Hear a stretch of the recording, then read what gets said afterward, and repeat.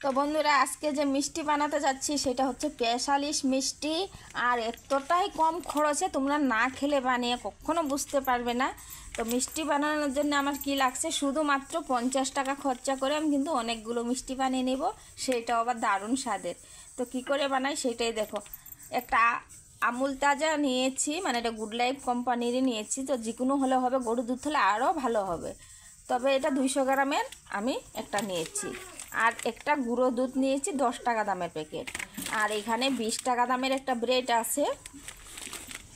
তো এই যে 20 টাকা দামের ব্রেড দিয়ে এতগুলো মিষ্টি কিন্তু আমি বানিয়ে নেব।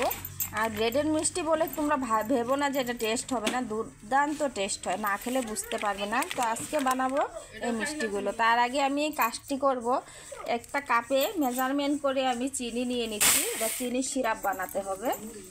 তবে কি এটা শিরার মতন মানে আঠালো না বানালেও চলবে, খালি যেরকম আমরা চিনির সুগার সিরাপগুলো বানানো হয় যে কেক ইউজ করার সময়, সেরকম বানালে হবে। তো এই যে আমি 1 কাপ চিনির মধ্যে 1.5 কাপের মতন জল দিয়ে দিব, মানে 1 কাপ আর কম আধা কাপ দিয়েছি, দেখো এতখানি দিয়েছি কাপের। তো এটা বসিয়ে দিই, এটা গলতে থাকবে, তখন চিনিটা ভালো করে গলে জেলে হয়ে যাবে। তো এই যে এখন ব্রেডগুলো নিয়ে নিচ্ছি, এগুলো আমি সাইজ করে কেটে নেব। আর এই ব্রেডের 4-5টা ফেলানোর কোনো দরকার নেই, এটা ফেলতে হবে না, এইভাবেই করব। যদি বড় সাইজের ব্রেড হয় তোমরা 4 টুকরো করে নেবে, আর যদি এরকম ছোট সাইজের ব্রেড হয় তাহলে এরকম 2 টুকরো করে নেবে, এরকম করলেই চলবে। এখন আমি সব ব্রেডগুলো আগে কেটে নেব। তাহলে ব্রেডগুলো কেটে নেই, তারপরে তোমাদেরকে দেখাচ্ছি। একদম শুকিয়ে খিরখিরি হয়ে গেছে, এখন চিনি অ্যাড করব। আর প্যাকেট দুধটা এখানে ঢেলে নেব। এখন এটার মধ্যে আমি চিনিটা মিলিয়ে নিব, তাহলে ওইখানে দিলে দোল্লা পাকাবে না, সুন্দর মতো ক্ষীর হয়ে যাবে।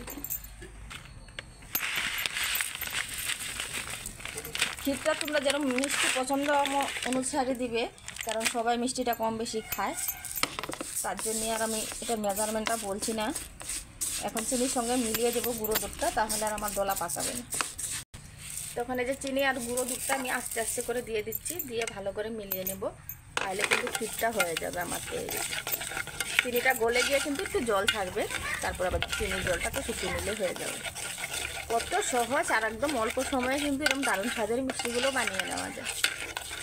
না খেলে বুঝতে পারবে না, অবশ্যই একবার বাসায় ট্রাই করে দেখবে।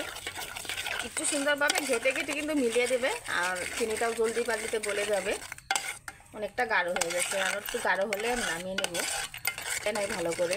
তো বাসার উপকরণ দিয়ে কিন্তু সমস্ত উপকরণ কিন্তু বাসারই ছিল, ওই দিয়ে আমি বানিয়ে নিচ্ছি। আমার মিষ্টি খেতে যখন খুব মন করে তখন এইভাবে আমি বানিয়ে নিই। আর অনেক সময় দেখবো মিষ্টি খেতে মন চাইলেও, মানে যদি বলা হয় মিষ্টি আনার, কিছু না কিছু কারণে মিষ্টি ঘরে আসে না, যখন মানে মনটা চায় খেতে। তো তোমার দাদাভাইকে বলছিলাম 2 দিন থেকে মিষ্টি আনার জন্য, আনছিল না। এই তো হয়তো মিষ্টি দোকানে যেয়ে বলবেন যে মিষ্টিটা আজকে ভালো ছিল না, হয়তো মনে নেই, এরকম কিছু হয়ে থাকে। তো তাই আমি নিজেই তৈরি করে নিই ঝটপট করে এই মিষ্টি। আবার বাসায় কেউ অতিথি আসলে কিন্তু এইভাবে বানিয়ে দেওয়া যায়, ঝটপট তৈরি হয়ে যায়। তো আমার ক্ষীর রেডি আছে, এখন নামিয়ে নেব। আর এর থেকে বেশি মানে গাঢ় করতে নেই, পাতলাও করতে নেই, কারণ এটাই পারফেক্ট আছে। দেখো খুব বেশি গাঢ়ও না পাতলাও না, এটাকে বেশি জাল করতে গেলে কিন্তু একদম সন্দেশ হয়ে যাবে। তো তার আগেই নামিয়ে নিতে হবে। তো এটা ঠান্ডা হলে আর একটু গাঢ় হয়ে যাবে। এখন তোটা নামিয়ে নিয়েছি, কতটা গাঢ় তোমরা এখন সামনের থেকে দেখলে হয়তো বুঝতে পারছো। খুব বেশি গাঢ় করতে যাবে না, তাহলে কিন্তু একদম চিনিগুলো জমে গিয়ে সন্দেশের মতো হয়ে যাবে। তো এই পর্যায়ে আমি এখন ঠান্ডা করতে দিব, একটু ঠান্ডা হতে থাক, বাকি কাজটুকু করে নিই। তো কড়াই একটা বসিয়ে দিলাম, গরম হয়ে নে।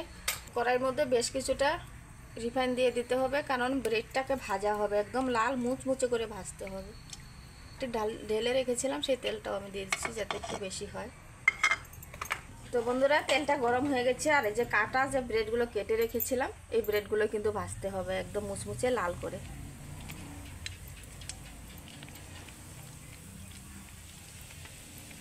কত সহজ বানানো, একদমই সহজ, আর খেতেও দারুণ স্বাদ। এই কয়টা আগে ভেজে নিই, তারপর বাকিগুলো ভাজব। এক পাশটা সুন্দর হয়ে গেছে ব্রেড, আরেক পাশটা দেখো পাল্টিয়ে দিচ্ছি। আর একদম দেখতে কাটা বিস্কুটের মতো লাগছে, যেরকম কি কাটা বিস্কিট। তো এরকম করে ভাজতে হবে, একটু উল্টে পাল্টিয়ে ধৈর্য ধরে সুন্দর করে মুচমুচে করে। প্রথমে তেলটা ভালো করে গরম করে নিয়ে তারপরে একটু মিডিয়াম আঁচে ভাজতে হবে, তাহলেই কিন্তু মুচমুচে হবে আর মিষ্টিগুলোও খেতে ভালো লাগবে। তো বন্ধুরা একদম কড়া ভাজা হয়ে গেছে, তোমরা দেখলে হয়তো বুঝতে পারছো একদম ব্রাউন হয়ে গেছে, এরকম ব্রাউনটাই আমি চেয়েছিলাম। তো এখন আমি নামিয়ে নেব এগুলো, আর বাকিগুলো ভেজে নেব। নামিয়ে নিচ্ছি যাতে তেলটা এটার মধ্যে না থাকে, তেলটা চলে যায়, তার জন্যে একটু জড়িয়ে জড়িয়ে নামিয়ে দিচ্ছি। এগুলো ভেজে নামিয়ে দিচ্ছি, আরও ভাজতে দিয়ে দিচ্ছি, আর এগুলো নামিয়ে দিলাম। তো আবারও দিয়ে দিচ্ছি, এগুলো এরকম উল্টিয়ে পাল্টিয়ে কিন্তু ভাজবো, ভাজতে খুব সময় লাগে না, এখন তেলটা গরমই আছে। আর একটু মিডিয়াম আঁচে ভাজলে কী হয়, জিনিসটা মুড়মুড়ে হয়। আরেকবারও বলে দিচ্ছি আমি, এইভাবে সমস্তগুলো ভেজে নিই। তো সমস্তগুলো ভাজা হয়ে গেছে, দেখো কতগুলো হয়েছে। আর এটার ক্রিস্পিটা তোমাদেরকে কিভাবে দেখাবো, এতটাই গরম, মানে খুব ক্রিস্পি হয়েছে, এই যে একদম গুঁড়ো হয়ে যাচ্ছে এইভাবে। তো এই যে হালকা মিডিয়াম আঁচে ভাজলে কিন্তু এরকম মুড়মুড়ে হয়ে যায়। এখন এটাকে কি করব, আমি সব কিছু রেডি আছে, এখন চলো বানিয়ে দেখাই। তো যে এখানে চিনি সিরাপটা আছে, সেইখানে কিন্তু আমি একটা একটা করে দিয়ে দেব। তোমাদেরকে দেখাচ্ছি তার জন্য এইভাবে করছি, না হলে কিন্তু ভেজে সরাসরি কিন্তু চিনি সিরাপ দিয়ে দেওয়া যায়। তো এটা সিরা বললেও চলে, সিরাপ বললেও চলে, কারণ সিরাপের মতোই হয়েছে, সেরকম আঠালো করিনি। এবার একটু উল্টো পাল্টিয়ে এগুলো একটু লাগিয়ে নিচ্ছি, যাতে সুন্দরভাবে চিনির শিরাটা লেগে যায়। এটা ভিজিয়ে বেশিক্ষণ রাখার দরকার নেই, একটু উল্টিয়ে পাল্টিয়ে নিয়ে তারপর উঠিয়ে নিতে হবে। খুব বেশি সময় রেখে দিলে কিন্তু এটা একদম আলাদা একটা টেস্ট হয়ে যাবে। তো যখন এক এক করে আমি উঠিয়ে নেব প্লেটে, দেখো এই দেখো কত সুন্দর করে নিয়ে নিচ্ছি। শিরাপ থেকে উঠিয়ে নিয়েছি, আর এই যে ক্ষীরটা বানিয়েছিলাম সেটা এখন আমার দেওয়ার পাল্লা। এভাবে কিন্তু সুন্দর করে সবগুলো তো যেন লাগে সেভাবে দিয়ে দেব।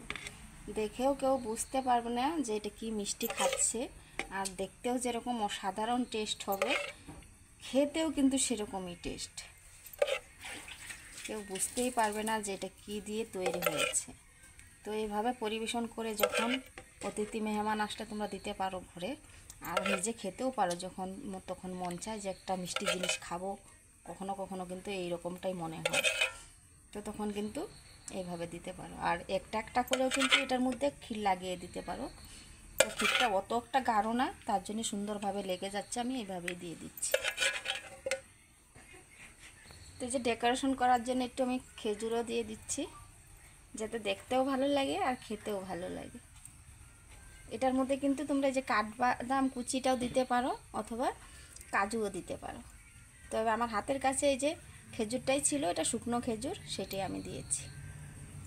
মার্কেটে ড্রাই ফ্রুটগুলো এখন যে কোনো দোকানে পাওয়া যায়, ঘরে এনে রাখলে মাঝে মধ্যে কিন্তু কিছু মিষ্টি জাতীয় জিনিসে এইভাবে পরিবেশন করা যায়। তো দেখতে কেমন লাগছে বলো, আর খেতেও কিন্তু দারুণ টেস্ট, তোমরা না খেলে বুঝতেই পারবে না এটা যে এতটাই টেস্ট। দেখো কতটা সফট হয়ে গেছে, এইভাবে ধরে খেলেই কিন্তু হয়ে যাবে। এবার তো আজকের রেসিপিটা কেমন লাগলো, আশা করছি আজকের রেসিপিটা তোমাদের কাছে ভালো লেগেছে। যদি ভালো লেগে থাকে অবশ্যই লাইক কমেন্ট শেয়ার করবে। তার পাশাপাশি আমার চ্যানেলে যে নতুন যুক্ত হয়েছে আজকে, সে অবশ্যই সাবস্ক্রাইবটা করে রাখবে, কারণ এরকম নিত্য নতুন রেসিপিগুলো প্রতিনিয়ত আমি নিয়ে আসি তোমাদের জন্য। তো আজকের জন্য বিদায় নেব, টাটা বাবাই, সকলে ভালো থেকো, আমিও ভালো থাকবো।